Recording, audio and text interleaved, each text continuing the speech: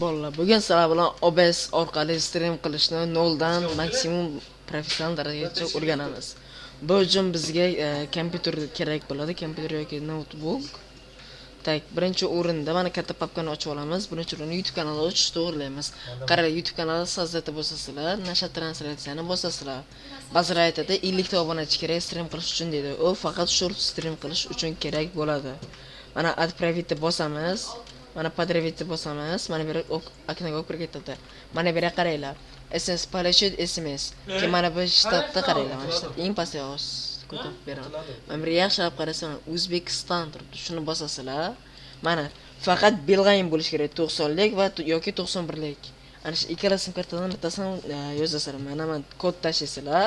Telefon nomeringizni mana hozir misol 39983. Mana misol men belg'ayin telefon nomer terdim mana. Mana kod bor, kodni terasizlar shaqqa, bo'ldi. 24 soatdan keyin stream qilish uchun kanallaringiz tayyor bo'ladi.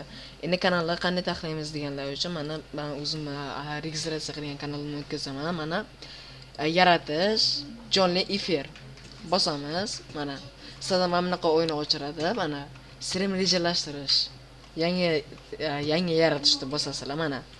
Mana bu yerga nomini yozasizlar. Keyin mana password tushganda stream dasturi bor.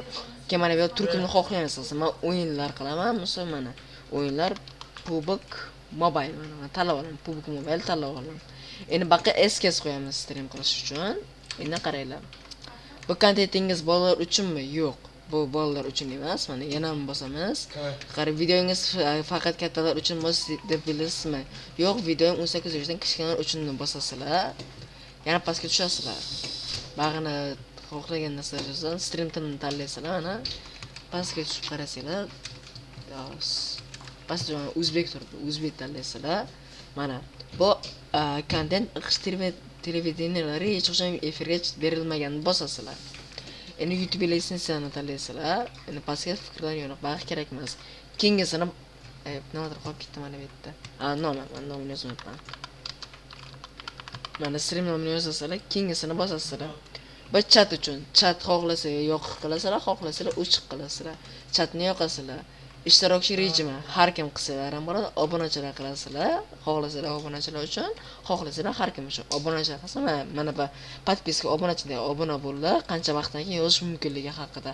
Har qanday uzilib bo'lsalar, obuna bosgandan yozsa bo'ladi. Xohlasanglar 1 daqiqa. Pastga tushasizlar, bag'i unchalik muhim narsa emas. Kengisini bosamiz, hammaga ochiq qilamiz, rejalashtiramiz streamni qachon bo'lishini. Mana rejalashtirib bo'linglar mana. Bag'i YouTubedan tayyor. Endi OBSdan anaqa qilishni o'rganamiz.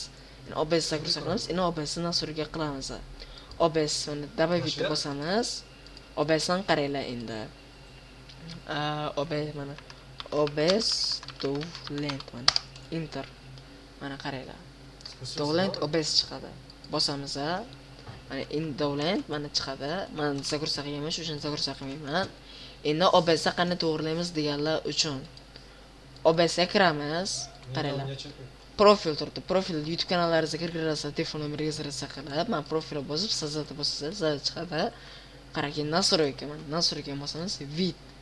Bu vid bizga muhim emas. Mana bu 60 fps qilamiz. Mana fps turibdi, 60 qilamiz. Audioni bossak, mana bu рабочий stolga dinamik USB, mana kompyuterlaringizda qanaqa bo'lsa, shuni qo'yasiz. Mana misol mana dinamik USB, mana men dinamik USB ni qo'ydim. Mikrofonlaringizda ham qaysi mikrofon ishlatadigan bo'lsa, o'shani qo'yasizlar. Bag'i unchalik muhim emas. O'zingizga qo'toq bilan 6800 qilamiz, mana buni 320 qilamiz. Keyin mana bu kачество kompyuterlari sifati anchagina yaxshiroq bo'lsa, R7 ga qo'yamiz, yo bo'lmasam R5. Sifatsiz bo'lsa R5 qilasizlar. Sifati bo'lsa R7 ga qo'yasizlar, принятие bosasizlar. Endi translyatsiya bag'i unchalik muhim emas. Stream mana bu YouTubedan rejalashtirib bo'lganlaringizdan keyin mana hozir ko'rsatib beray. Bir minut. Yana turgancha mana rejalashtirdinglar, mana. Rejalashtirib bo'lgandan keyin mana bu yerda tayyor qilib bo'lganlar. Mana rejalashtirib bo'linglar. Endi OBS ga kirasizlar, управление translyatsiyani bosib, mana Vibra solution translyatsiya bosasizlar, mana bu rejalashtirgan streamlaringiz hali ham turibdi. Shuni bosib, mana Vibra translyatsiya nachat va efir turibdi. Shuni bosasizlar, shu bilan streamlaringiz yonadi. videomiz yoqqan bo'lsa, foydali bo'lgan bo'lsa, like, obuna bosib qo'yinglar. Qisqa va mazmunli qilib tushuntirdim degan umiddaman.